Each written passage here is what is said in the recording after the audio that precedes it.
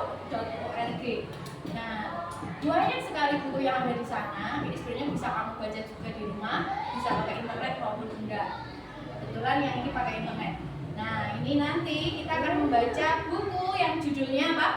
Butet dan Orang Rimba. Sebelum kita baca ceritanya, mula-mula saya akan bertanya.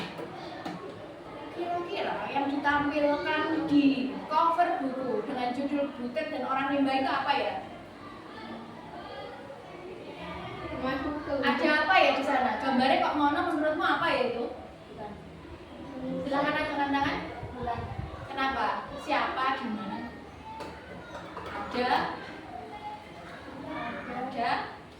Ada 3 orang berada di hutan. Yang berada di hutan. Oke, ada lagi mungkin yang mau menyampaikan? Mereka tampak seperti ada orang dewasa, 1 orang dan juga 2 anak kecil. Orang dewasa itu membawa apa ya? Buku. Apakah benar buku? Iya ya, tampaknya buku. Kemudian yang anak kecil itu bagaimana itu tampaknya? Kelihatannya seperti apa? Senang. Iya, betul senang. Tapi kok enggak pakai baju ya? Karena pakaian apa yang mereka punya? Pakaian orang pedalaman, ya betul. Oke, penasaran isi ceritanya? Let's check it out. Silakan, klik baca cerita. Keluar. Oke, silakan klik yang ini.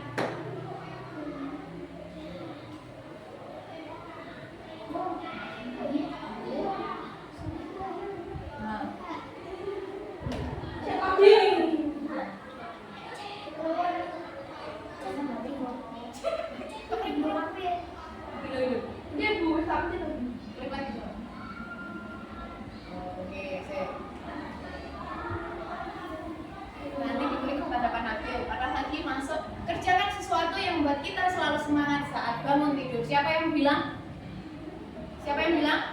Butet Manurung. Oke, lanjut. Butet dan Orang Rimba. Everyone is change maker. Setiap orang, semua orang itu bisa jadi pembaharu. Lanjut. Nah, ini dia.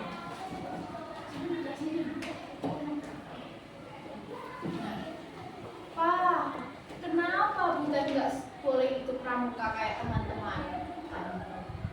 Nanti kalau sudah lulus SMA, Butet bisa lakukan hobi apa saja. Tapi sebelum itu, kamu harus rajin belajar. Jawab Bapak. Butet tampak sedang merenung, murung, sedih, gara-gara tidak bisa berangkat pramuka. Lanjut. Wah, aku kesal sama Bapak. Aku menghilangkan rasa kesalku dengan membaca buku di kamar. Kubayangkan diriku berlari di hutan bersama tokoh cerita. Kebetulan buku yang menarik.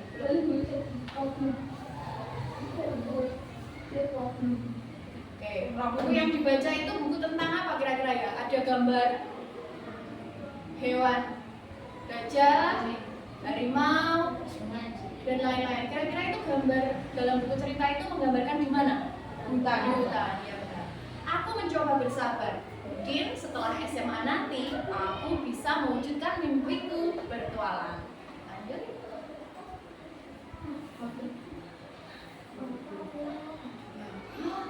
Apa yang terjadi? Papanya meninggal. Meninggalnya di mana? Di rumah sakit. Tersisa siapa yang masih hidup? Terus? Adik. Ada berapa anaknya dari papanya? Ada 4. Terlihat Butet sedang memeluk ayahnya. Namun sebelum aku lulus SMA, Papa meninggal karena serangan jantung. Aku sangat kehilangan Papa. Kemudian aku lulus SMA dan diterima kuliah di Universitas Negeri di Bandung. Dalam perjalanan ke Bandung, timbul perasaan takut. Kenapa ya Pak takut? Kira-kira kenapa Pak takut? Nyapa Pak Wedi? Butet kenapa Pak takut? Dia sedang berada di dalam kendaraan ya. Terus kenapa dia nggak takut ya? Karena cerita sebelumnya, kenapa dia tak takut? Kehilangan ayahnya, dia bingung nanti siapa yang membiayai, nanti kalau aku ada masalah siapa yang akan aku ajak bercerita seperti itu. Aku akan tinggal tanpa keluargaku untuk pertama kalinya. Wush, aku berusaha mengusir rasa takut itu. Bukankah ini yang aku inginkan sejak kecil? Jadi kalau sampai ada rasa takut, langsung diusir. Bersama-sama kita berteriak, hush, 1, 2, 3. Ya lanjut. Aku tidak hanya kuliah, tetapi juga mengikuti klub mahasiswa pecinta alam. Berarti ada kumpulan mahasiswa yang semuanya itu suka, suka apa? Bertualang. Awalnya aku terkejut, bertualang itu ternyata tidak mudah. Aku sempat menggigil saat naik gunung atau ketakutan di hutan pada saat malam hari. Namun dengan tekad kuat, aku bisa melalui setiap rintangan. Ya, ternyata aku bisa menjadi seorang petualang. Yeay! Lanjut. Nah, tampak Butet itu berada di mana nih sekarang? Hutan. Dalam hutan. Hobi bertualang di alam bebas membuatku memilih bekerja di Sumatera setelah lulus kuliah. Aku bergabung dengan sebuah lembaga pelestarian hutan. Disinilah aku mulai mengenal lebih dekat suku orang rimba di hutan Sumatera. Mereka bertemu dengan apa? Suku orang rimba. Suku orang rimba itu berasal dari tanah Sumatera. Lanjut. Suku orang rimba semula memusuhiku. Mengapa? Karena mereka mencurigai aku bagian dari penebang pohon yang merusak rumah mereka. Jadi kan orang rimba kan tinggalnya di hutan. Kalau ada pendatang datang, takut mereka, pedih dan berusaha untuk menghindar. Mereka dikirane penebang. Makanya dia itu sampai berteriak, teriak sambil mengangkat kedua tangan, mengucapkan itu sama-sama. Yuk, angkat tangannya, 1, 2, 3. Aku bukan seperti mereka. Aku membuktikan dengan berteriak, mengusir para penebang pohon itu. Terus ngomongin bunyi. Aku juga belajar bahasa dan adat istiadat orang rimba, termasuk belajar memakai kain kemben. Oh, berarti ada kesamaan ya dengan orang Jawa, kembenan. Ya. Aku ikut berburu dan makan apa, Cah? Kancil, lada, ular, hingga kelelawar. Pokoknya aku pantang menyerah mendekati mereka. Ya Allah, ternyata orang-orang rimba itu makanannya hewan apa, Cah? Buas semuanya. Sama di depan ini mau. Setelah 7 bulan melakukan pendekatan, kehadiranku akhirnya diterima oleh mereka. Diterima orang rimba. Tampak sekarang orang-orang rimba ini tidak merasa takut lagi. Sudah ada ekspresi senang dan bahagia dengan kehadiran siapa namanya? Butet. Lanjut. Belakangan aku juga tahu alasan mereka mencurigai pendatang. Orang rimba sering ditipu pendatang. Beberapa kali mereka harus memberi cap jempol surat cap jempol.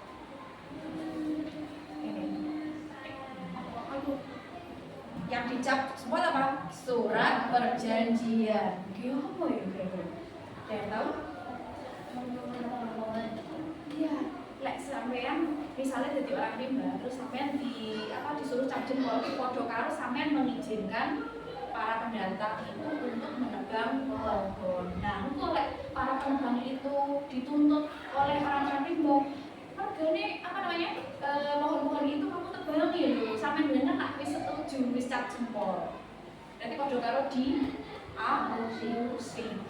Apa yang membuat mereka mau seperti itu? Kok belum dicap jempol? Kok belum diapusi? Regane mereka tidak tahu kalau surat itu untuk izin menebang hutan. Ya, karena coba dibaca. Orang rimba tidak bisa membaca dan menulis. Tidak bisa membaca dan menulis. Mereka apa? Mereka tidak Tidak sekolah. Kita beres. Yuk lanjut. Aku harus membantu mereka. Selain mengajari mereka membaca dan menulis, aku juga ingin membantu mempertahankan kehidupan mereka di hutan. Di tahun keempat, aku berhenti bekerja dan bersama empat temanku, kami mendirikan sekolah rimba. Berarti sebuah sekolah yang ada di pedalaman, di hutan rimba. Lanjut. Kalau kamu lihat murid-muridnya itu terdiri dari siapa? Dari siapa tak? Dari siapa? Anak-anak. Juga ada orang dewasa. Semuanya sekolah mergani dan iso monco nulis. Lanjut. Ternyata mengajar tidak semudah perkiraanku. Cara belajar di sekolahku dulu sulit diikuti oleh mereka. Aku kemudian mencoba beberapa cara sampai menemukan cara yang cocok. Salah satunya dengan cara membaca suku kata. Wah, dalam waktu 2 minggu mereka sudah bisa membaca dan menulis. Seperti ini. A, coba baca bersama-sama. A, I, U, E, O. Oke, yang ditunjuk Butet itu bacanya apa? Di. Pintar. Oke, lanjut. Aku juga mengajari orang rimba berhitung. Ya, aku pikir mereka perlu tahu cara berhitung. Untuk apa ya? Gunanya apa? Belajar berhitung. Gunanya apa? Untuk pemimpin, biar bisa melakukan transaksi di pasar. Makanya kan seringnya dol timur kuning. Mereka sering ke pasar untuk menjual hasil hutan seperti madu atau buah-buahan. Jangan sampai mereka tertipu. Pamane regane 2.000 ki omongin ini berapa 5.000 ya aku sih lagi susu.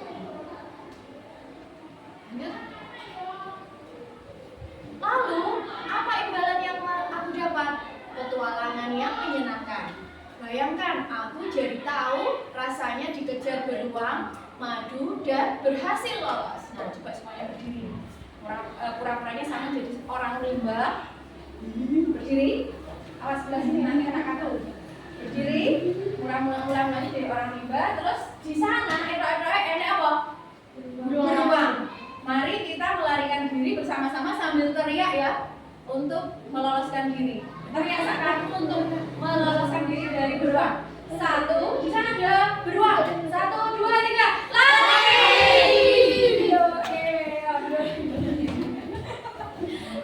Oke, lanjut. Nah, tentu saja hal yang paling membuatku senang setiap hari adalah mendengar suara mereka memanggil diriku apa? 1, 2, 3. Ibu guru. Oke, tepuk tangan. Selesai. Itu tadi cerita yang judulnya apa? Judulnya apa? Butet dan orang rimba. Butet itu orangnya memang ada, ingat kan? Namanya Saur Marlina Manurung, biasa dipanggil Butet. Lahirnya tahun 1972. Wong Jawa di Jakarta, kemudian suka berpetualang, terus datanglah ke tanah Sumatera, masuk ke suku apa tadi? Suku apa tadi? Suku orang rimba. Dia butuh berapa lama supaya bisa diterima oleh orang rimba tadi? 7 bulan. Kemudian mendirikan sekolah rimba. Saat di sana sudah berapa lama? 4 tahun. Sampai murid-muridnya itu banyak yang bergabung dengan Butet dan mulai bisa membaca, menulis, dan juga berhitung. Oke, yang ingin saya tanyakan bagaimana perasaanmu setelah membaca buku elektronik yang judulnya Butet dan Orang Rimba? Senang. Nah, apa yang kamu dapatkan dari itu? Karena bisa melihat mengetahui tentang alam. Tentang apa lagi? Suku orang rimba. Alhamdulillah sampai dapat kesempatan yang Gusti Allah diturunkan untuk dilahirkan di sini di Tulungagung yang kondisinya nggak mereka kan di pedalaman, ora kelamben. Gaya macam memang bocah cilik-cilik kayak. Apa jenenge? Dulu kakak itu jenenge apa? Dulu ora sing. Apa namanya? Ayo apa? Ngeras kotak.